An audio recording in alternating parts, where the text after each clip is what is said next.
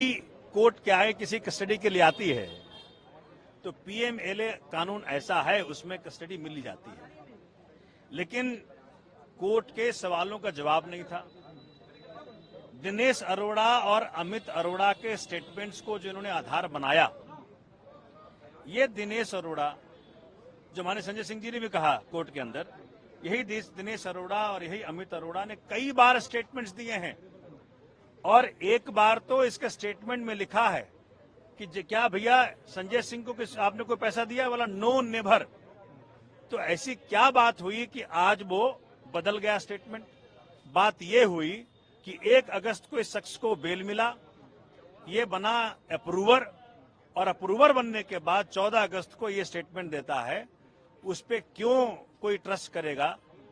वो नेचुरल सी बात है, किसी का तुम कान फाड़ोगे, किसी का दांत तोड़ोगे, किसी के परिवार को धमकी दोगे, आप इस शर्त पे कि भाई तुमको तभी छोड़ेंगे जब तुम इन व्यक्तियों का नाम लोगे।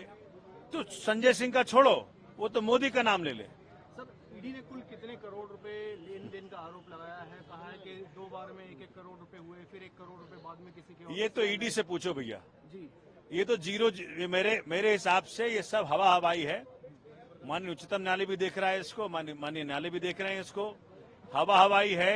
एक नए धेले की रिकवरी नहीं, एक नए धेले का ट्रेस नहीं, एक नए धेले का एविडेंस नहीं। तो कौन किसकी पैसा?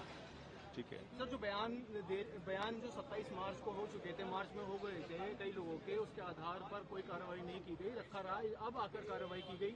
इस पे बचाव पक्ष का भी सवाल था, कोर्ट का भी सवाल था। उसके बारे में ईडी ने एक एक्सप्लेनेशन दिया कि भी उन्हें धमकी दी गई थी कि बहुत सारे इन्फ्लुएंसर लोग हैं, उनका क्या किसी का नाम ना ले। सर, ये क्या मामला है? किस वजह से ऐसा ईडी को कहना पड़ा? आपको लग रहा है कि इस देश में इन्फ्लुएंसर संजय सिंह और सोमनाथ भारती हो सकते हैं? इस देश में इन्फ्लुएंसर वो होगा जिसके हाथ में आज ईडी है, सीबीआई है। वो इन्फ्लुएंसर हैं, वो पावर लगा रहे हैं, जोर लगा रहे हैं कि तू इनका नाम ले, तू इनका नाम ले, तू इनका नाम ले। तो ईडी के सारे आर्गुमेंट्स ध्वस्त हैं। 5 दिन वेट करो, सब काम हो जाएगा। उससे पूछा गया कि भाई आपने को संजय सिंह को पैसा दिया, तो कहा नो नेवर। ये ऑन रिकॉर्ड है कि नो नेवर। तो वो स्टेटमेंट का मान्यता नहीं है।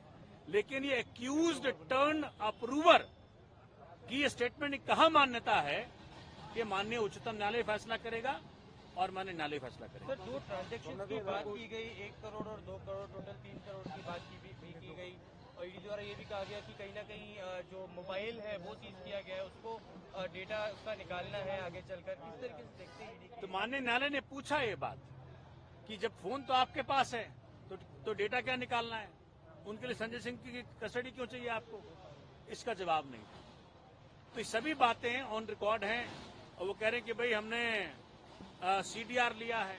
और मैं आपको बता दूं, सीडीआर एक मोबाइल टावर का होता है। उस मोबाइल टावर के इर्द गिर्द ही वो व्यक्ति होगा। तो संजय सिंह के घर के बगल में मनोज ये तिवारी का भी घर है। तो क्या तिवारी से मिलने गया था वो आदमी?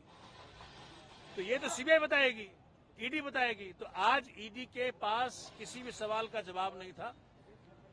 आज ये बहुत दुखद है कि उस शख्स को ये प्रताड़ित करने का प्रयत्न कर रहे हैं, जो कि इस देश के अंदर कमजोर की आवाज, देश के जन जन की आवाज पार्लियामेंट में उठाया और मोदी जी को मजबूर किया कई बार। पहले सदन से निकाला और आज जेल भेजा। लेकिन सच जल्दी बाहर आएगा, ये आपको मैं वचन दे रहा हूं। आपकी तरफ से आगे क्या कोर्स ऑफ एक्शन होगा? क्या आपका कोर्ट जाना है अभी, या क्या कानूनी तरीके से? अरे भाई, ये पहले प्रूफ तो कर लें। इनके पास कोई सबूत नहीं है, धेले भर का सबूत नहीं है, 1 पैसे का ट्रेल नहीं है। ये सब हवा हवाई है पूरा केस। ये इसीलिए किया जा रहा है क्योंकि एक व्यक्ति है इस देश के अंदर जिससे माननीय मोदी जी को डर लगता है, उसका नाम अरविंद केजरीवाल। और उसी का परिणाम है कि उनके साथियों को तंग किया जा रहा है। अन्य गिरफ्तारियां भी होंगी। अरविंद केजरीवाल ने कल कहा कि और भी गिरफ्तारियां हो सकती। भाई देखो, राजा साहब का मूड है। अब राजा साहब जो चाहे करें, लेकिन देश की डेमोक्रेसी, देश का प्रजातंत्र, देश का संविधान, देश का कोर्ट इस बात का फैसला करेगा कि सच हो और न्याय हो इस देश के अंदर। कानून को ताक पर रख करके कार्रवाई की गई। आज ये कोर्ट में बताया गया कि ड्यू प्रोसेस ऑफ लॉ को फॉलो नहीं, इन्होंने फॉलो नहीं किया। ना कोई नोटिस भेजा, ना कोई समन भेजा। एक बैग जाकर के किसी के घर में आप उसको अरेस्ट कर लेते हो। इस बात को आज कोर्ट में रखा गया और कोर्ट ने इसका संज्ञान भी लिया। बहुत दुर्भाग्य है कि इस प्रकार की हरकतें मोदी सरकार अपने राजनीतिक प्रतिद्वंदियों के खिलाफ ले रही है। हताशा की स्थिति है, निराशा की स्थिति है। ये दिनेश अरोड़ा का स्टेटमेंट कई बार हो चुका। एक भी बार, इनफैक्ट ये ऑन रिकॉर्ड है, आज संजय जी ने कोर्ट के अंदर भी ये बात कही कि कभी भी उनका नाम नहीं आया। और 1 अगस्त को जब उसको बेल मिल जाता है तो 14 अगस्त को वो नाम लेता है। जब वो अप्रूवर बन जाता है तो नाम लेता है। तो पहला जो को एक्यूज्ड है आपका, उसके स्टेटमेंट की कितनी महत्ता है ये माननीय उच्चतम न्यायालय भी देख रहा है और माननीय न्यायालय ने भी आज देखा।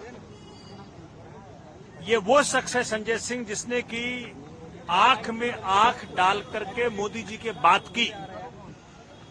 मणिपुर पे जब सवाल पूछा तो संजय सिंह ने पूछा। दिल्ली की जनता के हक को जब मारा गया तो संजय सिंह ने सवाल पूछा।